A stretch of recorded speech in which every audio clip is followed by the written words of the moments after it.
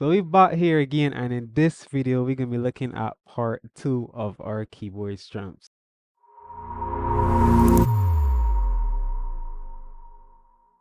So in the last keyboard strums video that we did, I made the link in terms of showing you how the keyboard strums, it don't even have to be keyboard strums, just strums in general, because it could be keyboard, guitar, whatever instrument you play your strums on. This tend to go into sync with what the snare drum is doing. The same way how people always talking about how you can try and layer kick and your bass lock together. That is essentially create that same sort of link between the snare drum and your strums are comping patterns. In the last video, I went through about 3 or 4 different grooves where I showed how you could just mimic what the snare is doing to always be in sync when is a case where you don't know exactly what strum to play. But in this video, I can just be looking at one groove and showing you how you could build multiple strums based off of that one drum groove. So this is a drum groove that we are going to be looking at, and I'm using the rhythm parts feature on my FA06, and this is a feature that is on quite a few keyboards, the FA, the Phantom, the Modiats, the Montage, where you could build your own beats and just play them back. So this is the groove that we are going to be looking at today. So as I said, we're going to be looking at isolating just that snare pattern for now. So when we listen to the groove, listen to where the snare is falling.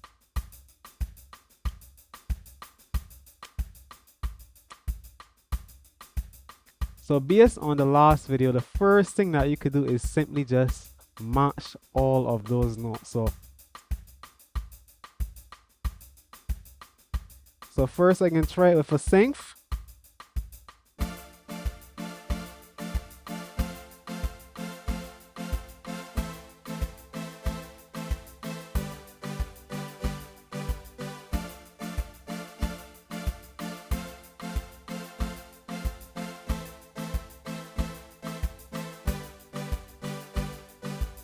So then let me try it with marimba.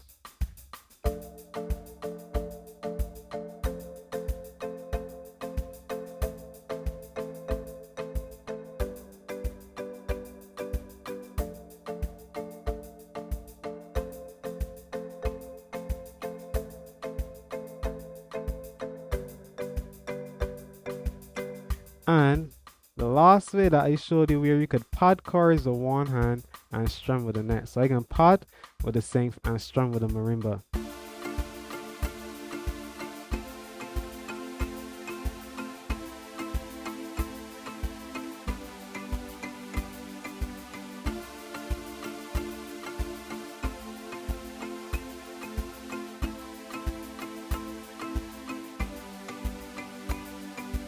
Or use everything with the synth, padding and strumming with the synth tone.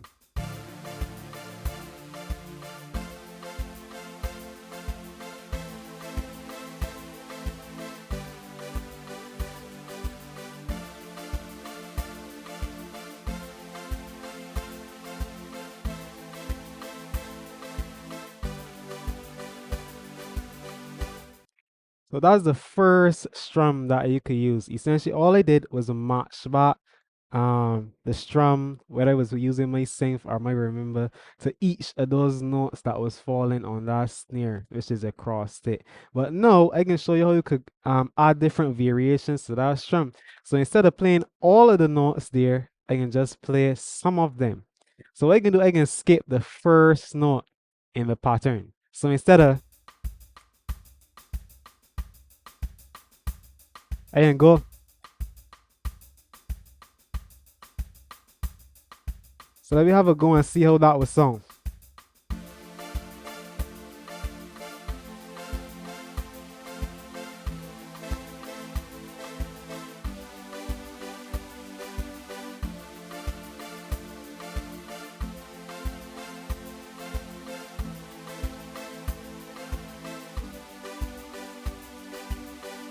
So now we just skip the first note. So as we see, the first strum was different to the second. So although we building the strum off of the same drum groove, we could have different variations of it based on, let me say, how much, if we match back all the notes the snare is playing, or if we just choose certain notes to play. So just now in that example, I skipped out the first note. But in this next one, I can skip out the second note inside of that phrase in relation to the snare beat. And you will get.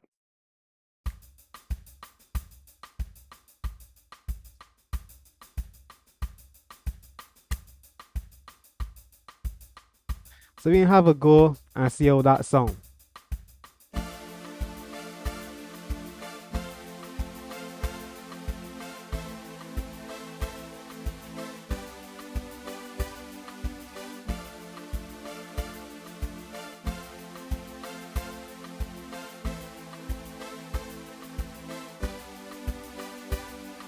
So again, that's a different strum, but we still build it off of the same drum groove. And the last one that we're gonna look at is skipping out the last beat. So instead of those first three that we just did, we played all for the first one we did, we played all the notes that the snare was playing.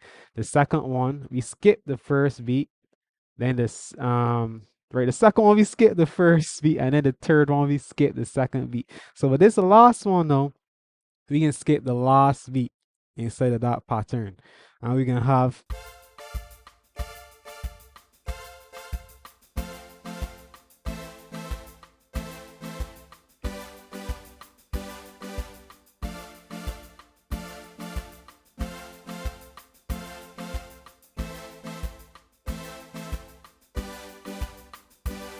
So now we can try it where I pad the chords and strum on my right hand so you can hear how that sound.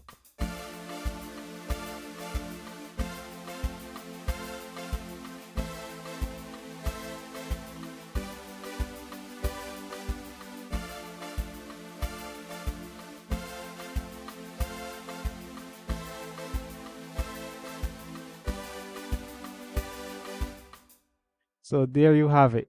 So like, as I said in the last video and at the start of this video, your keyboard comping patterns are strums, and we don't even have it doesn't even have to be constricted to keyboard. It could be for guitar. Any instrument that you're playing a strum on is usually based on what the snare is doing.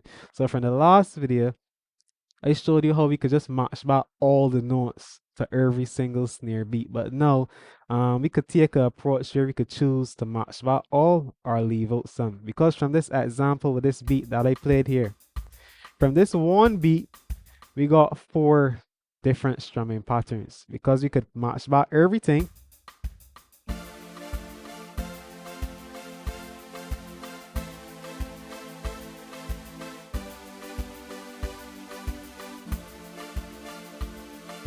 Skipping the first beat.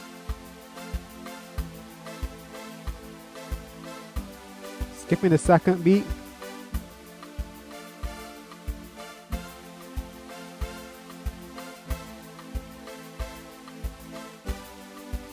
Skipping the last beat.